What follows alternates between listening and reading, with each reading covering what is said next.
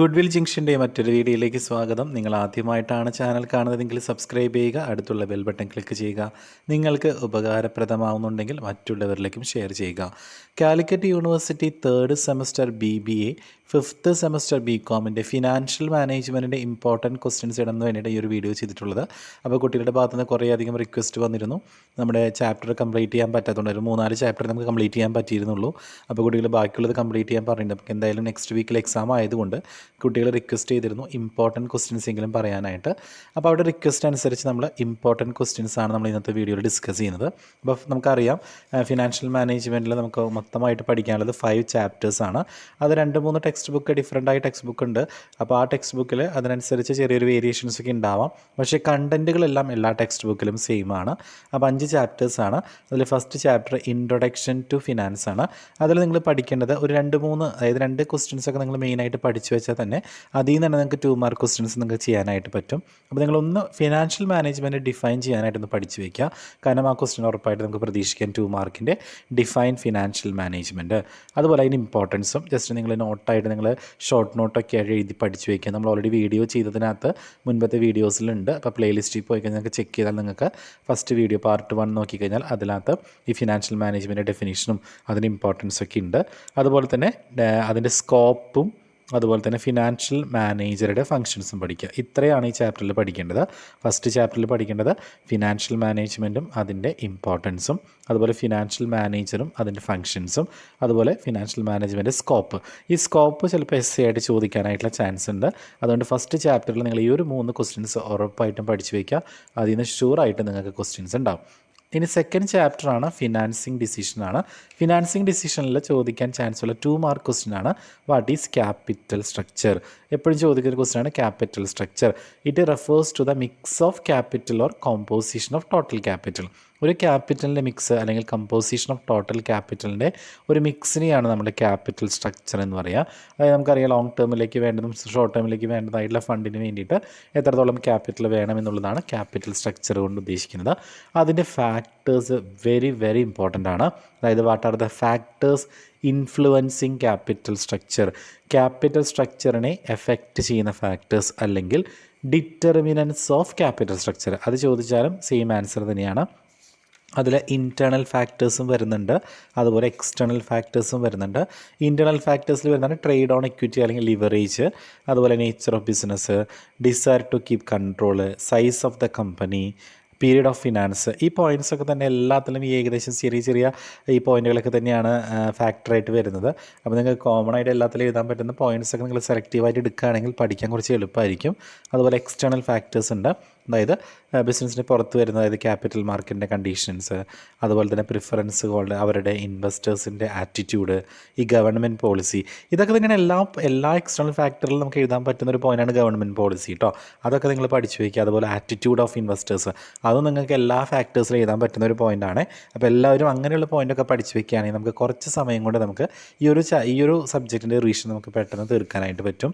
അതുപോലെ legal requirement, taxation policy, ഇതെല്ലാം നമുക്ക് എല്ലാ ഫാക്ടേഴ്സിലും, അതായത് ഇപ്പോൾ ക്യാപിറ്റൽ സ്ട്രക്ചർ മാത്രമല്ല വർക്കിംഗ് ക്യാപിറ്റൽ മാനേജ്മെൻറ്റ് ചോദിച്ചാലും അതുപോലെ തന്നെ ഡിവിഡൻഡ് ഡിസിഷൻ പോളിസി ചോദിച്ചാലും ഒക്കെ നമുക്ക് ഈ ഒരു ഫാക്ടേഴ്സൊക്കെ എഴുതാനായിട്ട് പറ്റും. അപ്പോൾ നമ്മൾ സെക്കൻഡ് ചാപ്റ്ററിൽ പഠിക്കേണ്ട ഒരു ക്വസ്റ്റ്യനാണ് ഫാക്ടേഴ്സ് ഇൻഫ്ലുവൻസിങ് ക്യാപിറ്റൽ സ്ട്രക്ചർ. ഇനി 2 മാർക്കിൽ ചോദിക്കാൻ ചാൻസ് ഉള്ളതാണ് ഒപ്റ്റിമം ക്യാപിറ്റൽ സ്ട്രക്ചർ എന്താണെന്ന് ചോദിക്കും. പിന്നെ അതിൻ്റെ തിയറീസ് ചിലപ്പോൾ essay വരാനായിട്ടുള്ള ചാൻസ് ഉണ്ട്. അതിൽ net income approach, NI approach ഉണ്ട്, നെറ്റ് ഓപ്പറേറ്റിംഗ് ഇൻകം അപ്രോച്ച് ഉണ്ട്, മോദി ഗിലാനി മില്ലർ അപ്രോച്ച് ഉണ്ട്, ആർബിട്രേജ് പ്രോസസ്സ് ഉണ്ട്, ട്രഡീഷണൽ അപ്രോച്ച്. ഇതെല്ലാം നിങ്ങൾ ഷോർട്ടായിട്ട് പഠിച്ചു വയ്ക്കുക എല്ലാ അപ്രോച്ചിനെയും കുറിച്ചും. കാരണം 2 മാർക്കിൻ്റെയും ചോദിക്കാം, അതുപോലെ essay ആയിട്ടും ചോദിച്ചു കഴിഞ്ഞാൽ നിങ്ങൾക്കത് ചെയ്യാനായിട്ട് പറ്റണം. അതുപോലെ തന്നെ അടുത്ത ടോപ്പിക്കാണ് ലിവറേജ് എന്തായാലും നമുക്കൊരു പ്രോബ്ലം പ്രതീക്ഷിക്കാം 5 മാർക്കിൻ്റെ. അപ്പോൾ ലിവറേജ് എന്താണ് തിയറി എന്ന് പഠിച്ചു വയ്ക്കുക. അതിൽ വരുന്ന 3 തരം ലിവറേജ് ഉണ്ട്: operating leverage, financial leverage, composite leverage. അതിൽ ഓപ്പറേറ്റിംഗ് ലിവറേജ് എന്ന് പറഞ്ഞാൽ നമുക്കറിയാം ഓപ്പറേറ്റിംഗ് പ്രോഫിറ്റിൽ വരുന്ന അതിനുണ്ടാകുന്ന ടെൻഡൻസിയാണ് ഓപ്പറേറ്റിംഗ് ലിവറേജ്. അപ്പോൾ അതിൻ്റെ എക്വേഷൻ പഠിക്കുക, അതിൻ്റെ പ്രോബ്ലം പഠിക്കുക. അതിനൊക്കെ വീഡിയോ ഓൾറെഡി ഞാൻ അപ്ലോഡ് ചെയ്തിട്ടുണ്ട്. അപ്പോൾ കുട്ടികൾക്ക് ആ പ്രോബ്ലം ഒന്നും മനസ്സിലാകാത്ത കുട്ടികളാണെങ്കിൽ ഉറപ്പായിട്ട് നിങ്ങൾ മുൻപത്തെ പ്ലേലിസ്റ്റിൽ പോയി കഴിഞ്ഞാൽ ഫിനാൻഷ്യൽ മാനേജ്മെൻറ്റ് എടുത്തു കഴിഞ്ഞാൽ നിങ്ങൾക്ക് ആ വീഡിയോസ് നമുക്ക് മനസ്സിലാവും. പിന്നെ ഫിനാൻഷ്യൽ ലിവറേജിനെ കുറിച്ച് പഠിക്കാം, കോമ്പോസിറ്റ് ലിവറേജ്. അതിൽ ഓപ്പറേറ്റിംഗ് ലിവറേജ്, ഫിനാൻഷ്യൽ ലിവറേജ് പഠിച്ച കോമ്പോസിറ്റ് ലിവർ വളരെ സിമ്പിളാണ്. വെറുതെ ജസ്റ്റ് ഒന്ന് മൾട്ടിപ്ലൈ ചെയ്താൽ മതി. ഇനി കോസ്റ്റ് ഓഫ് ക്യാപിറ്റൽ 2 മാർക്കിന് ചോദിക്കാൻ ചാൻസ് ഉള്ള മറ്റൊരു ക്വസ്റ്റ്യൻ ആണ് cost of capital. Cost of capital it is rate of return A firm require from investment. ഒരു ഫേം ഇൻവെസ്റ്റ്മെൻറ്റ് ചെയ്താൽ, എവിടെയെങ്കിലും പൈസ ഇൻവെസ്റ്റ് ചെയ്താൽ അതിൽ നിന്ന് നമുക്ക് എത്രത്തോളം റിട്ടേൺ പ്രതീക്ഷിക്കാം, അല്ലെങ്കിൽ നമുക്ക് എവിടെയെങ്കിലും നമ്മൾ ക്യാപിറ്റൽ ബോറോ ചെയ്താൽ, ക്യാപിറ്റലിന് വേണ്ടി നമ്മൾ എന്തെങ്കിലും ഫണ്ട് ബോറോ ചെയ്താൽ, ഇപ്പോൾ ഈ ഷെയർ ഇഷ്യൂ ചെയ്തിട്ടോ അല്ലെങ്കിൽ ഡിബഞ്ചർ ഇഷ്യൂ ചെയ്തൊക്കെ നമ്മൾ ഫണ്ട് എന്തെങ്കിലും ബോറോ ചെയ്താൽ അതിന് നമുക്ക് വരുന്ന കോസ്റ്റിനെയാണ് കോസ്റ്റ് ഓഫ് ക്യാപിറ്റൽ എന്ന് പറയാം. അപ്പോൾ അതിൽ വരുന്ന കോസ്റ്റ് ഓഫ് ക്യാപിറ്റലിനെ കുറിച്ച് നിങ്ങൾ എല്ലാവരും പഠിക്കുക. അതിൽ classification of cost of capital ഉണ്ട്. അതിൽ നിന്നൊരു ക്വസ്റ്റ്യൻ ഉറപ്പായിട്ടും വരും. ചിലപ്പോൾ 5 മാർക്ക് ക്വസ്റ്റ്യൻ ചോദിക്കാം, അല്ലെങ്കിൽ 2 മാർക്കിൽ എന്താണ് എക്സ്പ്ലിസിറ്റ് കോസ്റ്റ്, എന്താണ് ഈ ഇംപ്ലിസിറ്റ് കോസ്റ്റ്, എന്താണ് ഹിസ്റ്റോറിക്കൽ കോസ്റ്റ്, എന്താണ് ഫ്യൂച്ചർ കോസ്റ്റ്, അങ്ങനെയൊക്കെയുള്ള ക്വസ്റ്റ്യൻസ് നിങ്ങൾക്ക് പ്രതീക്ഷിക്കാം. അതിലേതെങ്കിലും ഒരു ക്വസ്റ്റ്യൻ എന്തായാലും വരും. അപ്പോൾ അതൊന്ന് പഠിച്ച് വയ്ക്കുക എല്ലാവരും. പിന്നെ കോസ്റ്റ് ഓഫ് ക്യാപിറ്റലിൻ്റെ കമ്പ്യൂട്ടേഷനാണ്. അപ്പോൾ എല്ലാവരും ആ പ്രോബ്ലം പഠിക്കുക. ഓൾറെഡി പ്രോബ്ലം നമ്മൾ അതിൽ അപ്ലോഡ് ചെയ്തിട്ടുണ്ട്. അപ്പോൾ ആ പ്രോബ്ലം കണ്ടാൽ വളരെ സിമ്പിളായിട്ട് ഇക്വേഷൻ മാത്രം ഒന്ന് ഓർത്ത് വെച്ചാൽ മതി, സുഖമായിട്ട് നമുക്കത് പഠിക്കാനായിട്ട് പറ്റും. ഇത്രയാണ് നമുക്ക് ഈ ഒരു ചാപ്റ്ററിൽ പഠിക്കാനായിട്ടുള്ളത്. അപ്പോൾ ഇത്രയും പഠിച്ച് വയ്ക്കുക എല്ലാവരും. നെക്സ്റ്റ് ചാപ്റ്റർ എന്ന് പറഞ്ഞാൽ ഇൻവെസ്റ്റ്മെൻറ്റ് ഡിസിഷനാണ്, അല്ലെങ്കിൽ ക്യാപിറ്റൽ ബഡ്ജറ്റിംഗ്. അപ്പോൾ 2 മാർക്ക് ക്വസ്റ്റ്യനാണ്, വാട്ട് ഈസ് ക്യാപിറ്റൽ ബഡ്ജറ്റിംഗ്. അപ്പോൾ എല്ലാവരും പഠിച്ച് വയ്ക്കുക എന്താണ് ക്യാപിറ്റൽ ബഡ്ജറ്റിംഗ്. വളരെ ഇമ്പോർട്ടൻ്റ് ആയിട്ടുള്ളൊരു ക്വസ്റ്റ്യനാണത്. അതുപോലെ അതിൻ്റെ ഇമ്പോർട്ടൻസ് പഠിച്ച് വയ്ക്കുക, അതിൻ്റെ സ്റ്റെപ്സ് പഠിച്ച് വയ്ക്കുക.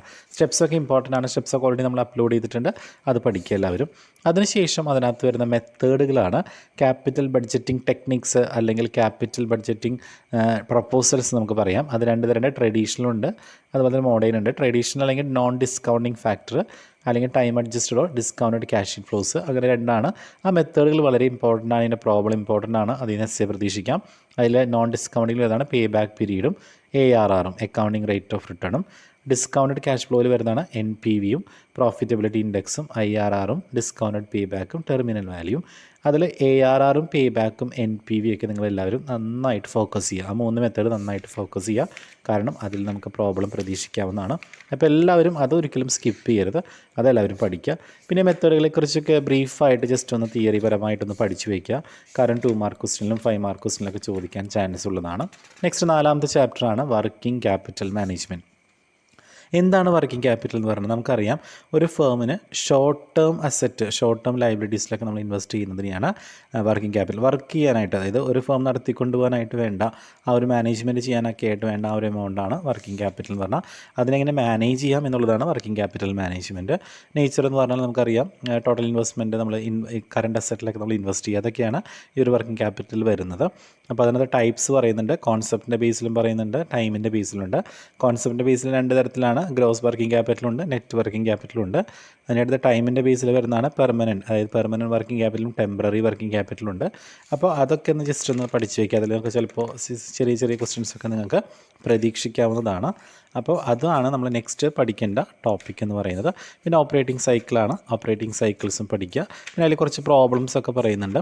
അതിനകത്ത് EOQ, എക്കണോമിക് ഓർഡറിംഗ് ക്വാണ്ടിറ്റി എന്ന് പറയുന്ന ആ ഒരു സെക്ഷൻ ഉണ്ട്. അത് എന്താണെന്നും പഠിക്കുക, അതിൻ്റെ പ്രോബ്ലം പഠിക്കുക. വളരെ സിമ്പിളാണ്. നിങ്ങൾ കോസ്റ്റ് അക്കൗണ്ടിങ്ങിൽ അത് പഠിക്കുന്നുണ്ട് 4th സെമ്മിൽ. റൂട്ട് 2CO/I എന്ന് പറയുന്ന ഒരു ഇക്വേഷൻ വെച്ചിട്ടാണ് EOQ നമ്മൾ വർക്കൗട്ട് ചെയ്യുന്ന. Economic ordering ക്വാണ്ടിറ്റിയാണ്.